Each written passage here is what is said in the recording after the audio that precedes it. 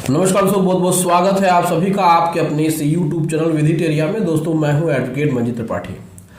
दोस्तों आज के इस वीडियो में हम लोग बात करेंगे कि अकाउंट एनपीए कब होता है और बैंक इसका नोटिस बॉर्रोवर को यानी लोन डिफॉल्टर को कब देता है। क्या बैंक को ऐसी नोटिस देनी चाहिए या नहीं देनी चाहिए, और उसके बाद क्या होता है, उसके बाद की प्रक्रिया क्या होती है। क्योंकि बहुत सारा कंफ्यूजन होता है एनपीए को लेकर के कि बहुत सारे लोग ये समझते हैं कि हमको नोटिस नहीं आई है और हमारा 4 से 5 ईएमआई बाउंस हो गया है तो हमारा अकाउंट एनपीए कब हुआ है।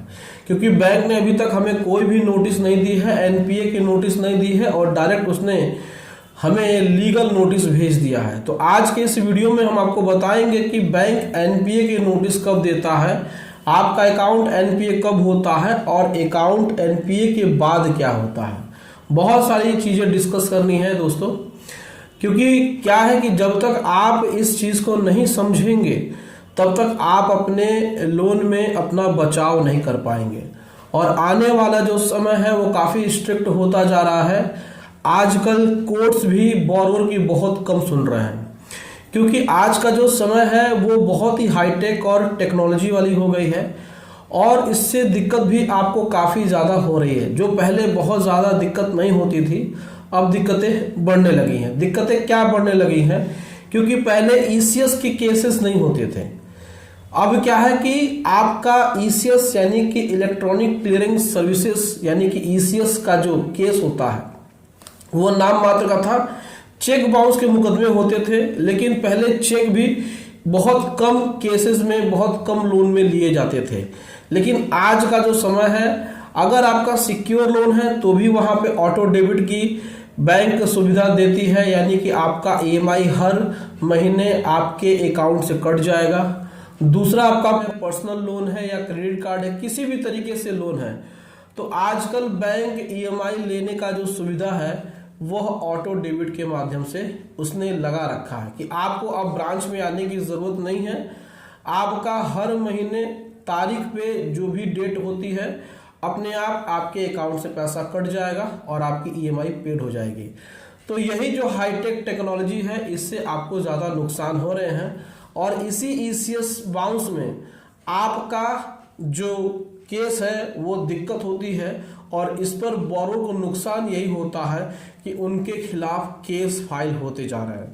और ईसीएस में जब केस फाइल होता है तो यहाँ पर आपको नुकसान ये होता है कि आपको मजिस्ट्रेट सुनने का मौका कम दे रहे हैं, क्योंकि उनको पता है कि जब आपको पता है, वो कहते हैं, मजिस्ट्रेट कहते हैं कि जब आपको पता है कि हर महीने इतना पैसा आपके अकाउंट से कट जाना चाहिए और आपने पैसा नहीं अकाउंट में डाला, तो इसका मतलब ये है कि जानबूझ करके, हालांकि ये चीज़ बहस की है, इसको समझाना पड़ता है। तो हम आपको बता रहे हैं कि आपका अकाउंट 3 ईएमआई नहीं देने पे ही आपका अकाउंट एनपीए हो जाता है। अब देखिए, बैंक अकाउंट एनपीए होने का नोटिस आपको नहीं देता है क्योंकि ये प्रचलन में नहीं है। देखिए, बैंकिंग सिस्टम क्या है, बैंक वाले अपनी चीज़ें बॉरोवर को नहीं बताते हैं। उनके तो मन में यही चलता है कि अगर आप इसमें डिफॉल्ट कर दिए हैं तो इसमें हम आपके ऊपर केस फाइल करें।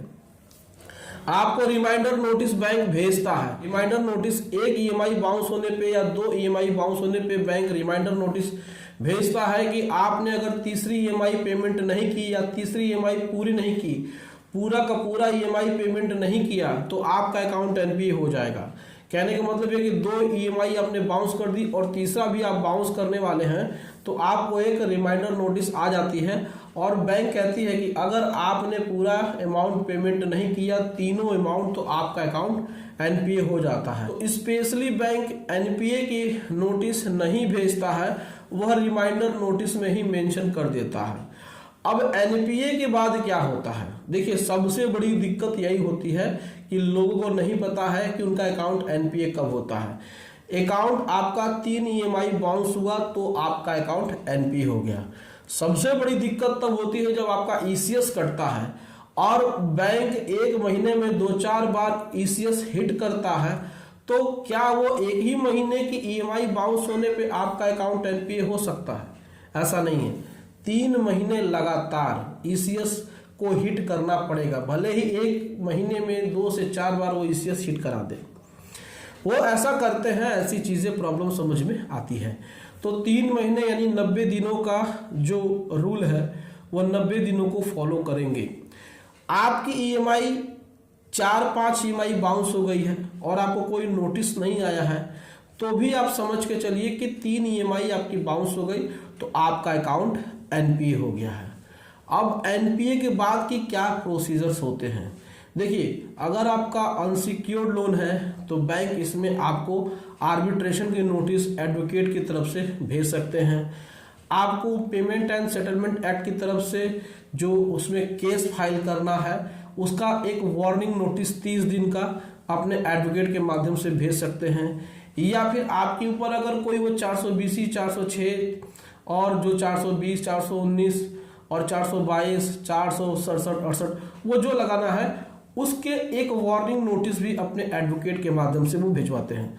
तो इसका कहने का मतलब यह है कि वो अपने एडवोकेट के माध्यम से एक नोटिस आपको भिजवाएंगे कि हम आपके ऊपर आने वाले 30 दिनों के बाद यानी कि 30 दिनों के बाद 1 महीने के बाद ये केस फाइल कर सकते हैं। तो एनपीए के बाद पहला कदम बैंक का यही होता है और इसके बाद फिर बैंक आपसे पैसे रिकवर करने की प्रक्रिया चालू कर देती है। रिकवरी एजेंट्स आपके घर पे आने लगते हैं, हालांकि 1-2 ईएमआई बाउंस होने के बाद ही रिकवरी एजेंट्स आने लगते हैं, लेकिन एनपीए के बाद ये प्रक्रिया काफ़ी तेज हो जाती है। वहीं सिक्योर्ड लोन अगर आपका है तो सिक्योर्ड लोन में बैंक क्या करती है कि आपको 13(2) की नोटिस भेजती है। 60 दिन का समय होता है, उसमें वो जवाब के लिए वो बैठी रहती है, यानी बैंक आपसे उम्मीद करता है कि 13(2) की रिप्लाई आप उनको दीजिए। रिकवरी एजेंट आपके दरवाजे पे वो भेजना शुरू कर देते हैं। तो इस प्रकार की चीज़ें वो शुरू कर देते हैं। तो एनपीए के बाद जो आपकी रिकवरी का प्रोसेस होता है वो काफ़ी तेज हो जाता है। तो यही आपके साथ दिक्कत होती है। तो आपने यहाँ पे जाना कि एनपीए 3 ईएमआई बाउंस होने के बाद ही होता है। एनपीए के नोटिस स्पेशली बैंक नहीं देता है, वो रिमाइंडर नोटिस में ही मेंशन होता है और 3 ईएमआई बाउंस होने पे ही आपका अकाउंट एनपीए होता है। तो ये थी आज की वीडियो में जानकारी, लेकिन यहाँ पर मैंने आपको बताया है कि इस तरीके से आपका अगर ईसीएस बाउंस होता है तो इसमें कोर्ट्स आजकल बहुत कम चल रही हैं। तो दोस्तों जानकारी कैसे लगी कमेंट करके हमें ज़रूर बताइएगा। वीडियो अच्छी लगी हो तो वीडियो को एक लाइक ज़रूर कर दीजिएगा, इसे अपने दोस्तों और रिश्तेदारों में शेयर कर दीजिएगा और हमारे चैनल को सब्सक्राइब करके हमें सपोर्ट जरूर प्रदान करिएगा। दोस्तों मिलते हैं अगली वीडियो में एक नए टॉपिक के साथ, तब तक आप अपना और अपने पूरे परिवार का ध्यान जरूर रखिए। Thank you so much. जय हिंद दोस्तों।